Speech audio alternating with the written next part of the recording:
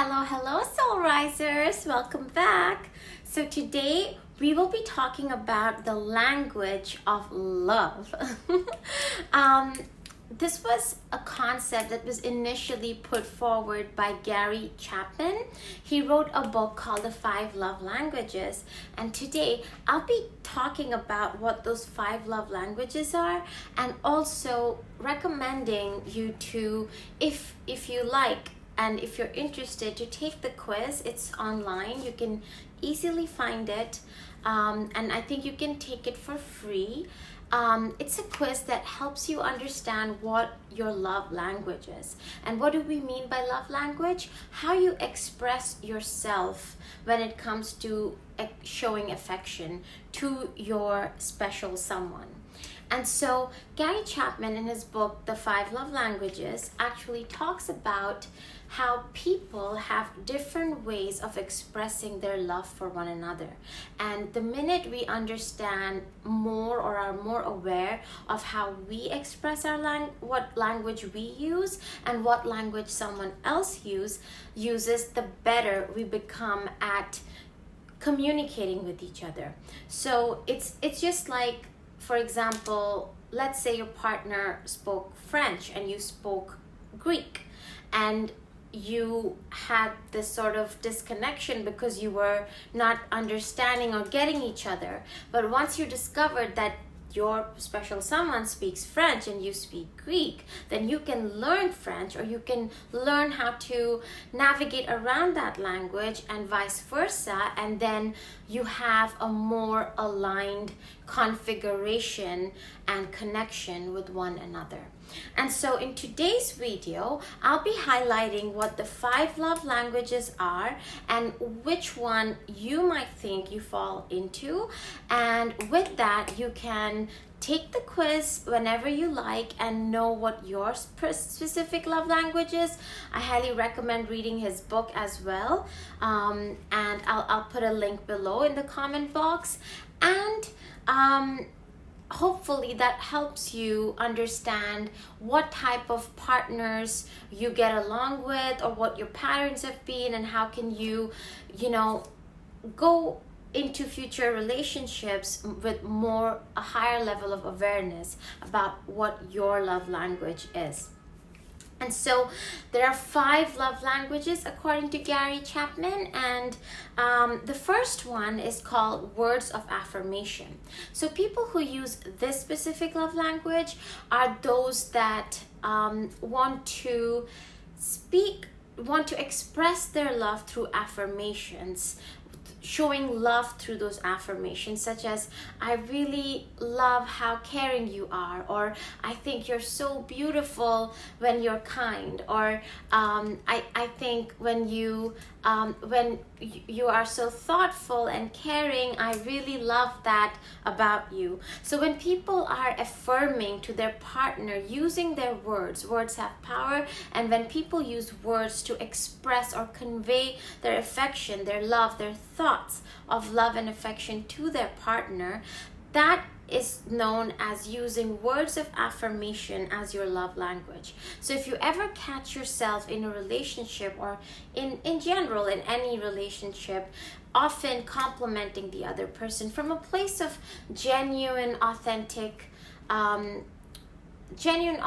stance, then what happens is you know that this is the sort of love language that you are using. And if your partner is also using the same approach, then there is that reciprocity that's very healthy in relationships. So the first is words of affirmation. The second one is acts of service. And what are acts of service? So sometimes you may have dated someone or been in a relationship with someone, and you often saw that this person will go out of the way to help you move your apartment, or this person will, go grocery shopping for you and bring groceries home, or you tend to find yourself, doing different acts of service, like maybe doing the laundry for each other, cleaning the house, cooking. So all of these are if you find yourself doing any of these things, or your partner doing any of these things for you without you having to ask it, then that's also that's the love language called acts of service, and you probably fall into that category.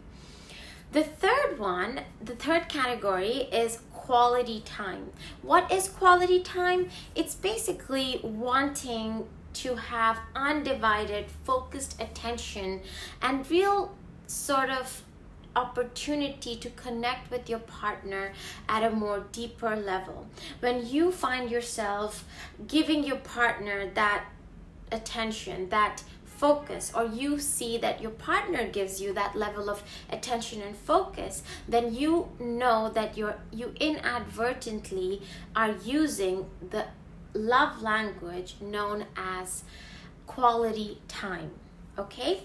The fourth love language is giving gifts. So how many of you oftentimes have found yourself, like bringing gifts for your partner, or your partner brings you flowers, or, something sweet and simple, but at the same time meaningful.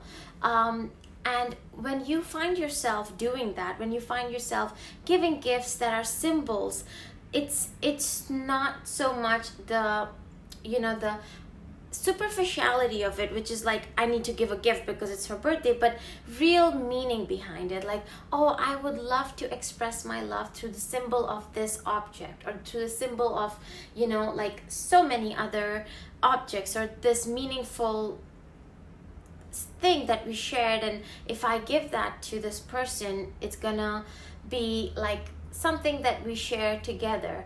And so if you find yourself giving gifts, or your partner giving gifts to you, then that's the love language that you usually use to express your affection and care and support for your partner, or vice versa. The last but not the least is physical touch.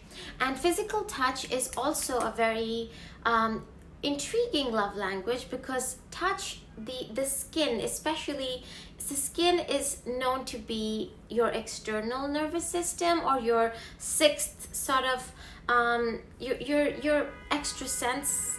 And what it does is that when someone touches you, and it's an appropriate consensual touch, it's comforting, and it releases the feel-good hormones. It could be serotonin, dopamine, oxytocin, the bonding chemicals in your brain. And when that happens, you feel a sense of connection to the person. So physical touch, if you find yourself, giving your partner a pat on the back, holding their hand, just kissing them on their forehead, or touching their hair, or, lightly stroking their hair, or giving them a gentle touch on their back. Any of these things show that you fall under the love language of physical touch. So the 5 love languages, in summary, are words of affirmation, acts of service, quality time, giving gifts, and physical touch.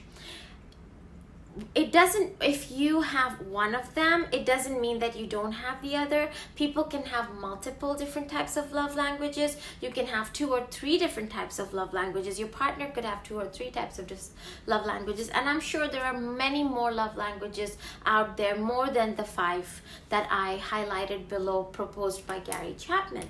And so the first step is, when you go into a relationship and it's hard for you to understand where your partner is at, you both can take the quiz together, and it'll help you get to know each other on a deeper level. And so I recommend you to read the book. It's really good. It's one of my favorite books. And also take the quiz. It's I'll try to leave the link below, and see where you fall, which categories you have, and try to go in with that awareness in whatever relationship you're going into, as well as the same with on the other side, so you both align and feel that healthy dynamic, and you're able to create that healthy dynamic between you two. So with that, thank you, soul risers. Do keep watching this multi-part series on the psychology of romantic relationships. More is yet to come. Subscribe to my channel for more invigorating videos. See you next week. Bye.